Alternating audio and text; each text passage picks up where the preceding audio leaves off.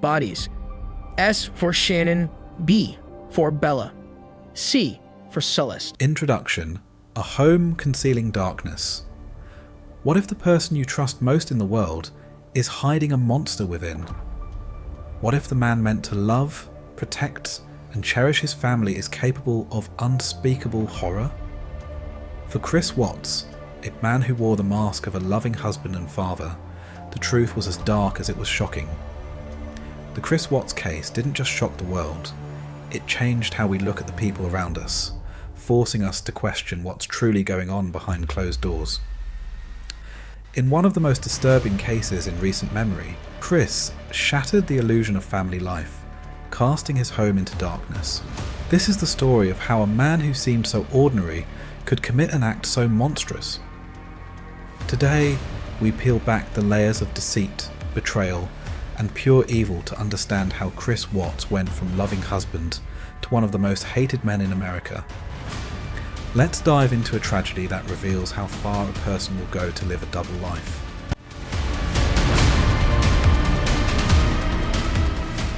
The Watts family looked like they had everything anyone could ever want. Chris Watts, his wife Shanann, and their two young daughters, Bella and Celeste, lived in a picturesque home in Frederick, Colorado. Shanann shared her life online, posting updates, family photos, and inspirational quotes that radiated positivity. To friends and family, she appeared to be a supermom, balancing her work as a wellness consultant with family life, chronicling every step for her friends and followers to see. In 2018, Shanann was overjoyed to share that she was pregnant again, this time with a boy she and Chris had decided to name Nico. But behind this picture-perfect exterior, the Watts family had struggles that few knew about. Financial pressures weighed heavily on them, and their relationship was under strain. In 2015, they filed for bankruptcy, citing over $70,000 in debt, from credit cards to medical bills. Chris and Shanann's income, Chris's from his job at Anadarko Petroleum, and Shanann's from her wellness business, wasn't enough to cover their rising expenses.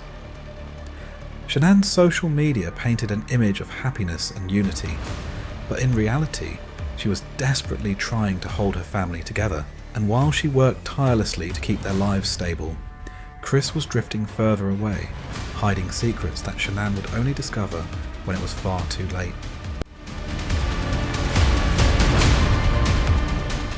As Shanann struggled to keep her family afloat, Chris had already found solace elsewhere.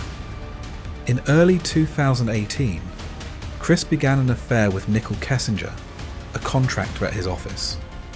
Nickel was vivacious, independent, and instantly attracted to Chris. At first, Nickel was cautious. She knew Chris was married, but he quickly assured her that he and Shanann were heading for a separation.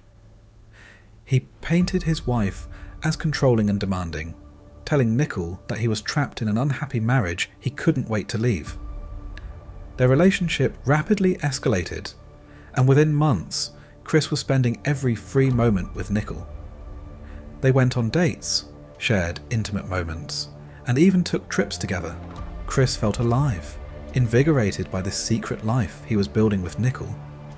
A life without responsibilities, financial stress, or familial obligations.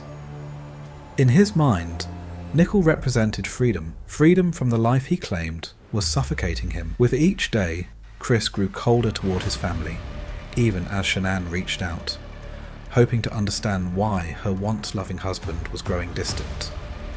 But Chris's heart was already somewhere else. He was living a lie, a double life, and he was prepared to do whatever it took to fully escape the life he'd built with Shanann and their daughters. August 2018 marked a turning point for Shanann. She had travelled to Arizona for a business conference, a trip that was supposed to inspire and rejuvenate her. But as she texted Chris, asking for updates on the girls and small reassurances from him, she felt a painful shift. Chris's responses were short, distant, and devoid of any warmth. She could feel him slipping away. Her suspicions, gnawing at her for months, now felt undeniable. One evening, while in Arizona, she checked their joint credit card statement and noticed a new charge: $60 spent at the Lazy Dog restaurant. This was a place Shanann knew well, but she had not been there with Chris. The timing didn't make sense. Who had he taken there? She felt her heart drop as she texted him, asking about the charge. Chris brushed it off, giving a vague explanation that didn't satisfy her. Shanann's heart broke as she pieced together the reality she'd been trying to ignore. Late that night, she messaged a friend, admitting her fears. "I think he's cheating on me. He's changed so much. I don't know what to do." This was a confession made out of desperation, a plea for help as she realised her marriage might be over. She was preparing for a confrontation when she returned home, determined to save her family if there was any way to do so. But Shanann was walking into a trap. Chris had already made up his mind, and her return would trigger a chain of events that would lead to unimaginable horror.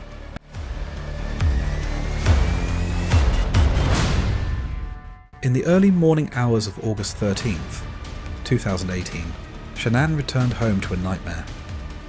As she slipped into bed, exhausted from her trip, she had no idea that her husband was already awake, already plotting the end of her life and the lives of their daughters. Chris's mind was clouded with his twisted version of freedom, a new life where he could be with Nicole without any reminders of his past. He woke Shanann, initiating a conversation that escalated quickly. He told her he wanted a divorce, that he no longer loved her, and that he wanted a life without her and the children. Shanann, hurt and angry, pleaded with him to reconsider, to think of their family and the new baby she was carrying. But Chris was unyielding, his resolve as cold as steel. What happened next is almost beyond comprehension. Without warning, he lunged at her, his hands closing around her neck. Shanann fought back, clawing at him, gasping for air, trying to escape the grasp of the man she loved. But Chris was relentless, and soon her struggle ceased. She was gone. Chris had extinguished the life of the woman who had loved him through every hardship, who had believed in him until the end. But the horror didn't stop there. Bella and Celeste, hearing the commotion, walked into the room, their innocent eyes taking in the sight of their father and the lifeless form of their mother. Bella asked, "What's wrong with Mommy?" Chris told her everything was okay, lying as he led them to the truck. He loaded Shanann's body in the back, placing Bella and Celeste in their car seats, promising that everything would be fine. As they drove to a remote oil field, Chris was filled with an icy calm. He knew what he was going to do, and nothing was going to stop him. When they arrived, he killed Celeste first, smothering her with her blanket. Bella, now terrified, looked up at her father, her small voice pleading, "Daddy, no!" But her cries fell on deaf ears. Chris had chosen his path. Bella was next, struggling and fighting until she too went silent. He placed their small bodies in separate oil tanks, hiding them in the toxic darkness, as if he could erase their existence entirely. Then he dug a shallow grave for Shanann, covering her body with dirt before driving away, leaving behind the nightmare he had created.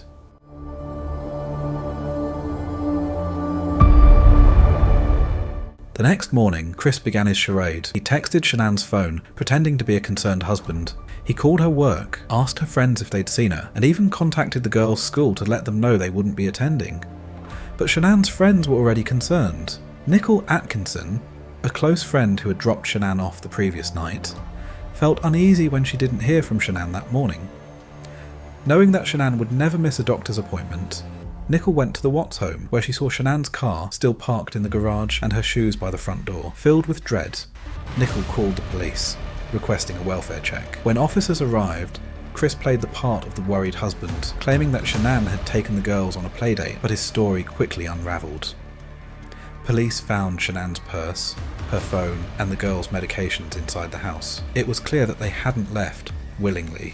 As officers searched the home, Chris grew visibly anxious. When they checked his neighbour's surveillance footage, Chris's reaction was telling. The footage revealed him backing his truck into the garage early that morning, a detail he couldn't explain. The neighbour, suspicious of Chris's behaviour, told the officers, "He's not acting right, something's wrong." Chris's carefully crafted charade was beginning to crumble.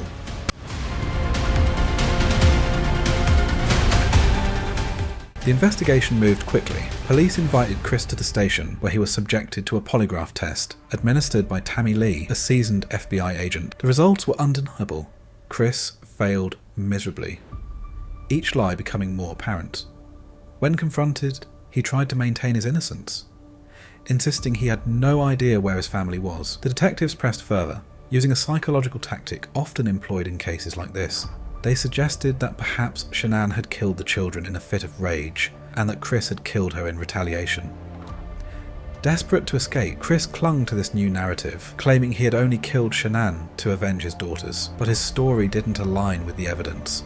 It was clear to the detectives that Chris was lying, manipulating the story to suit his own twisted needs. Eventually, under the weight of their questioning, Chris confessed. He admitted to killing his family, but gave few details. The detectives sat in silence, horrified by the depth of his deception.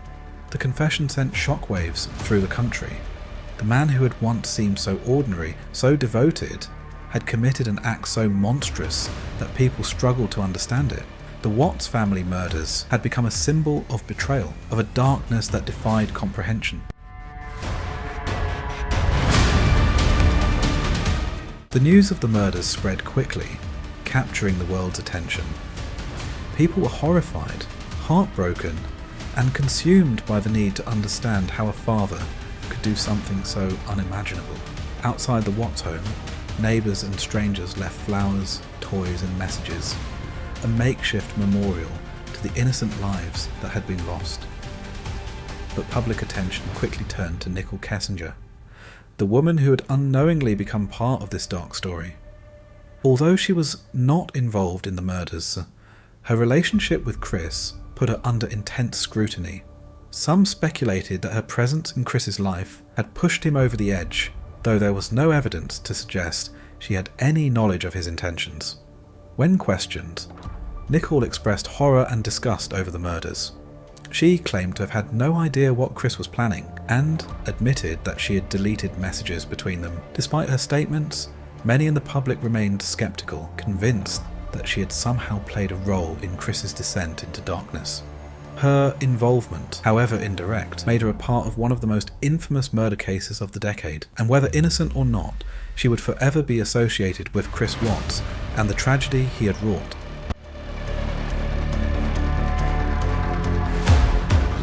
When Chris Watts pled guilty to the murders, he did so to avoid the death penalty, sparing Shanann's family from a prolonged trial. In a moment of profound dignity and strength, Shanann's family chose not to pursue capital punishment, hoping that some small part of their lives could move forward without the need for revenge. At the sentencing, Shanann's father, Frank Razuchek, addressed Chris directly, asking him, "Why? How could you do this to the people who loved you the most?" His words echoed the anguish felt by millions who had followed the case, unable to reconcile how a father could destroy his own family. Chris sat in silence as the judge handed down his sentence. 5 consecutive life sentences without the possibility of parole, ensuring he would never leave prison. For Shanann's family, it was a small measure of closure, though the pain of losing Shanann, Bella, Celeste, and Nico would never truly heal.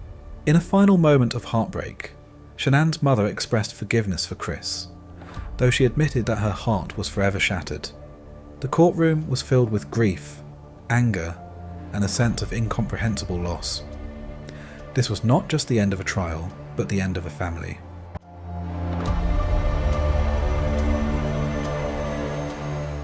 Chris Watts was sent to Dodge Correctional Institution in Wisconsin, a maximum security prison where he would live out his days in isolation.